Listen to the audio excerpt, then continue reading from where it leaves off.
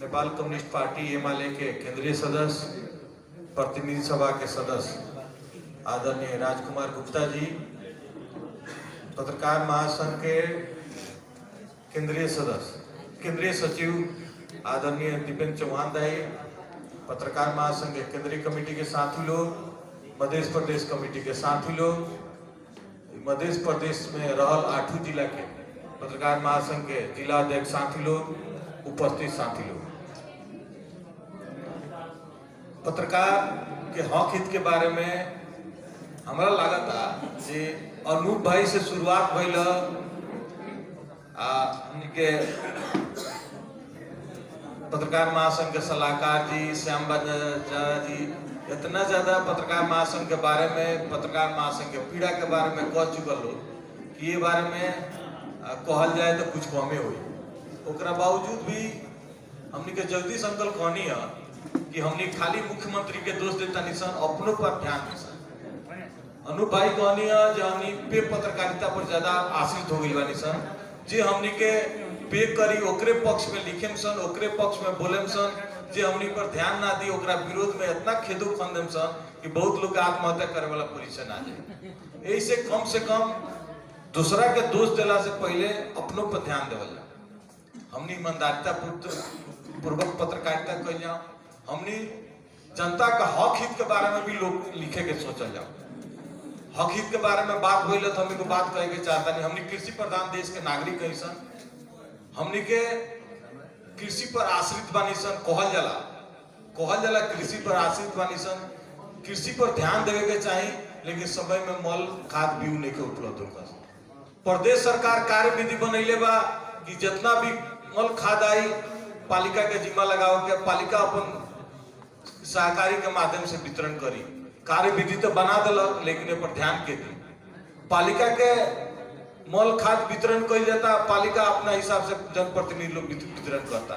जे ओकरा के वोट नहीं के दिले ओकरा मल खाद बिना ही अपन खेती कर रहा बा। ई परिस्थिति से हमने गुजर रहा बानी सर। हमने के माननीय सांसद जी होके, मुख्यमंत्री जी भी होके, यही जिला के आई सबेरे से आजकल हमने के फोन आवला, फोन हमने के वो खातिर उठावे नहीं सर जे हमरा खाद के व्यवस्था न केवल हमार खेती के न होई। ई परिस्थिति से गुजर सबेरे से रात तक ले हमने लगे ये फोन आवला कि कहीं खाद के व्यवस्था करना दी।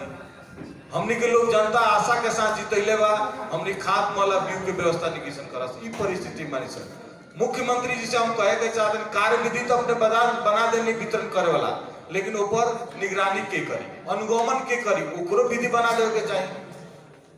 इतना त्राही मामला कृषि प्रधान देश में मल खाद की स्थिति इतना त्राही मामला, हमरा गुनासो अपने लोगों से बा कि केहू पत्रकार साथी लोग एक बारे में आवाज नहीं के उठाओ, केहू पत्रकार साथी लोग कृषक के समस्या के बारे में नहीं के बोलो। ये बारे में भी ध्यान दिलगा। हमने कृषक के लड़का ऐसा सब पत्रकार साथी लोग, प्राय साथी लोग कृषक के लड़का बा।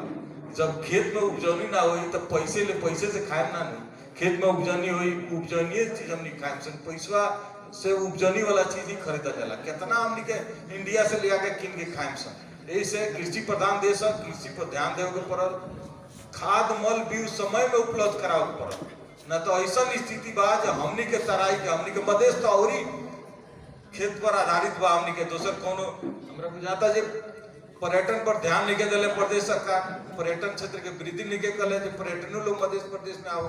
एक से एक जगह बा हमने लगे, एक से एक यदि हमने ध्यान दी सन तब पर्यटन खातिर विदेशी देश ही ना विदेश के भी पर्यटन आवेला। एक से एक जगह बा हमने के मध्य प्रदेश में, ऊपर भी आश्रित होकर हमने के मध्य के प्रगति कर सकता नहीं सर।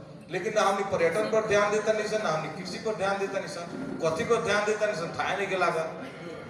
हमने के बड़ी उत्सुकता साथ जीत के आयल बनी, लेकिन हमने के बुझाते 1 महीने नहीं के भाई 1 महीना में हमने के पसीना खाते के स्थिति आ गई। कहा कि कृषक के इतना ज्यादा समस्या बा, एक समाधान के होई। मुख्यमंत्री जी अभिमानी हो सकता समीकरण बन जाए तो आवेला मुख्यमंत्री अब नहीं रहे, हो सकता कहा कि नेपाल के राजनीति के कोनो ठेकान नहीं। यही से पर ध्यान दी बानी, जितने दिन में ध्यान दी हो आवे तो वो ध्यान दी, विशेष करके कृषि में ध्यान दी। अपने ध्यान दें तो अपने के ध्यान के चलते हमने को सुविधा हुई।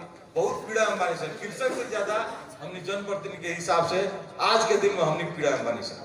माननीय राजकुमार जी भी कहें वहाँ के तो पहले सांसद रह चुकल बानी सन बानी वहाँ लगे ज्यादा फोन आवत है हमनी तो नया नया भइल बानी सन।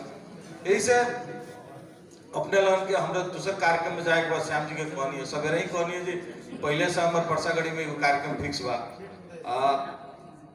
हम ये कहें जगदीश अंकल के बाद अनूप बाबू के बाद में फिर हम दोहराव के चाहें कि पे पत्रकारिता पर ध्यान न दिया, ईमानदारी पूर्वक पत्रकारिता करल जाओ। अपने लगन हमनी के समाज के आंख है, अपने लगन जौन चीज दिखाए हमनी के समाज हुए देखी, निमन दिखाए निमन देखी, खराब दिखाए खराब देखी। ए पर ध्यान देते हुए समाज के बारे में भी सोच के समाज के केंगे प्रगति हुई ओकरा बारे में भी सोच के पत्रकारिता कही जाओ। इतने कहते हुए अपने लगन के पत्रकार महासंघ के तीसर का साधारण सभा में नीतिगत छल उफल हो, पत्रकारिता के पत्रकार लोग के प्रगति के बारे में छलफल हो, ईमानदारी पूर्वक छलफल हो, इतने कहते हुए अपने लोगों के सफलता की शुभकामना देते हुए अपने लोगों से फिर हम माफी मांगे चाहता नहीं, बहुत छोटा समय अपने लोगों से विदा लेना पड़ता। धन्यवाद। जय नेपाल।